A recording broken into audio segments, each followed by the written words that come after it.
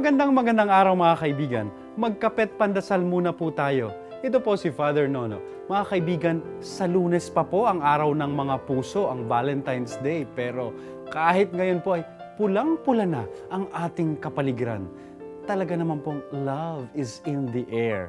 May mga kabataan pong lumalapit sa atin pag ganitong panahon at humihingi ng advice tungkol sa pag-ibig.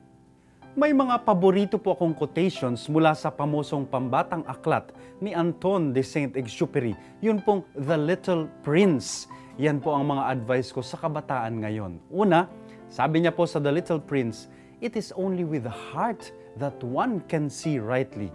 What is essential is invisible to the eyes." Ayan po marami kasi sa mga kabataan ngayon, hanggang skin deep lamang ang pagmamahal. Mahal kita hanggang maganda at bata ka pa. Ang pag-ibig daw ay hindi for your eyes only, kundi para sa mga puso. Sa mga nasosobra naman sa pag-ibig o romansa, yung bang na-addict at ginagawa ng sentro ng buhay ang kanilang iniirog.